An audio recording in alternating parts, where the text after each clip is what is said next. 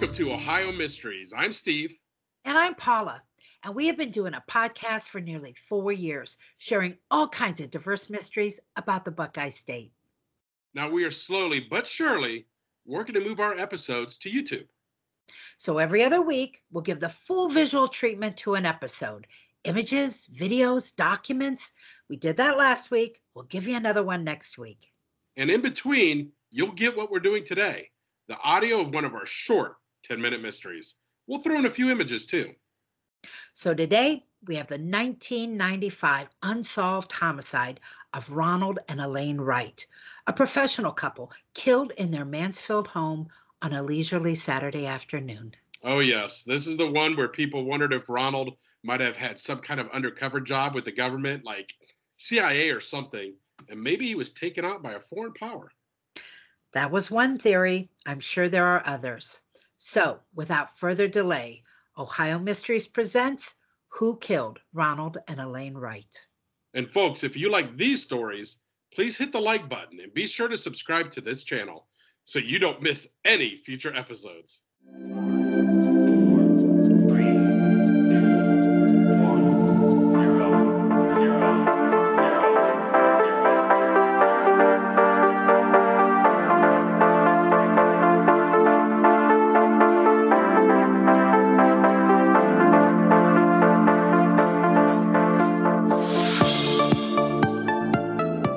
Hello, listeners, and welcome to Ohio Mysteries. This is our 10-minute mystery edition, a little slice of intrigue in the middle of your week. I'm your co-host, Steve Yoder, and with me is our storyteller and journalist, Paula Schleiss. Hey, everybody. We don't mess around with these 10-minute mysteries, do we? Nope. So let's do this. What's today's story, Paula? Okay, today we're going to go to Mansfield, Ohio. Now it's April 15, 1995, and Ronald and Elaine Wright are at home enjoying their Saturday off. Now, Ronald has lived in Mansfield his whole life. He'd spent some years working for Westinghouse, but at the age of 48, he was now settled into a good job as a control engineer for Komatsu Dresser Company, a construction industry manufacturer in nearby Galion. Elaine Wright was born Elaine Fisher in Shelby. That's a city just north of Mansfield. She went to the Mansfield General Hospital School of Nursing and became a registered nurse in 1971. At the age of 44, she was now a nursing administrator and had just been promoted as supervisor of the pediatric and orthopedic units at Mansfield General. Now, they were a successful professional couple, living in a nice ranch home they'd purchased about 8 years before and had already paid off. It was a quiet, middle-class neighborhood in the south of town on Sherbrooke Road. The Wrights loved to garden and meticulously cared for their lawn. Neighbors said they were good people, though they kept to themselves.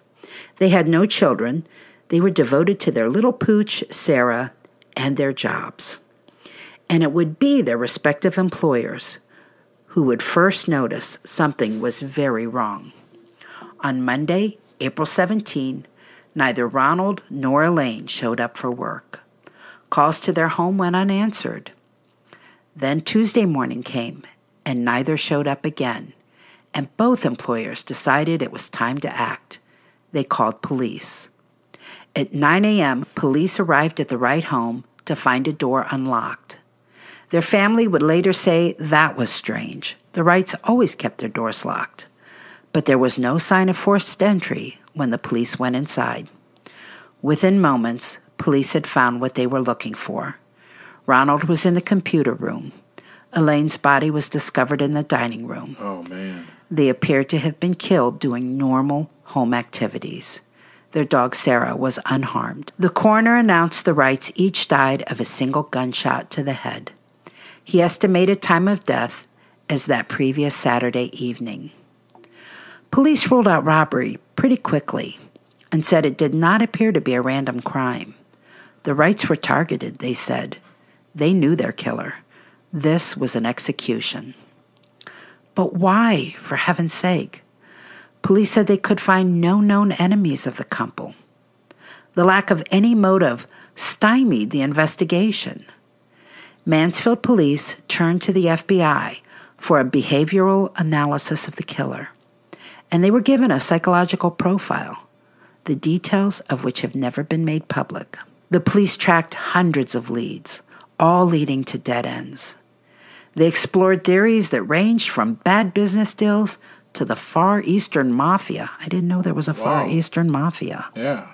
But I suppose that may have evolved out of the fact that Ronald Wright often traveled to China for work and had hosted Chinese guests at his home. So I'm thinking maybe two shooters here because each are in a different room. It doesn't look like any of them are running away or I don't know.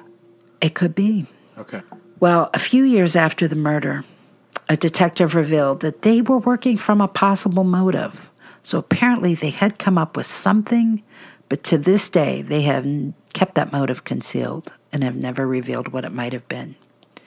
Captain John Arcudi, who was investigating the case throughout the 1990s, once told a reporter it was going to be a tough case to crack, and it might be up to the killer to slip up one day. And he said, and I quote, "Maybe a suspect will have a little too much to drink some night. Maybe he'll try to impress his buddies. And maybe he'll do that by telling them he killed 2 people in Mansfield one night." Anyway, after 20 years, that might be the only way this mystery will get solved. Now, police have said so little about this case as the years went on. Reporters would try to revive it on the anniversary of the Wright's death, but it always ended up just being a rehash of old news, with police simply repeating that it's a hard case. That's why some people have turned to another idea. The company Ronald worked for was founded in 1988 as a partnership between Komatsu, a defense conglomerate in Tokyo, and Dresser Industries, a defense contractor in Dallas. As a side, George H.W. Bush once worked for Dresser. Oh, okay. What about his vice president? That I don't know. Okay. But I love when you just throw these questions out of the blue, and I'm like, why didn't you let me know you were going to ask that? I could have researched it. Anyway, both Komatsu and Dresser were involved in manufacturing. Komatsu of mining and machine tools, and Dresser of construction equipment. But according to some investigative journalists, Dresser served another purpose. The website whowhatwhy.org said Dresser had long maintained an intimate relationship with U.S. intelligence services. Professor Joan Mellon wrote in her CIA book, Our Man in Haiti, that the firm long provided cover jobs for CIA employees who were dispatched overseas disguised as salesmen. And investigative journalist Russ Baker once reported that Dresser was well known for providing handy cover to CIA operatives. Anyway, that's one theory. Other amateur sleuths have seen a potential case of corporate espionage. He was an engineer. Could this have been something along those lines?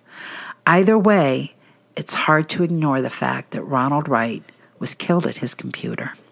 Some of that stuff isn't released. I wonder if his computer had anything on it. Maybe it was wiped clean. Anyway, I love this type of stuff. Well, when you mentioned about killing the couples in different rooms, again, Reddit and Web Sleuths are 2 forums I go to sometimes because they post up things that, the media may not have out there in the public yet. And one idea was, you could almost see them, you could see one person maybe shooting the wife and dragging the guy to the computer and saying, call up the thing that we're looking for.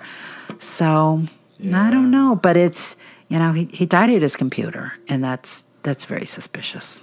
Yeah, for sure. That's it for today, folks. Come back next week for one of our longer episodes with the full video treatment. And if you are into podcasts, be sure to look for Ohio Mysteries on your favorite podcast app, where we produce brand new stories every Sunday and Wednesday night.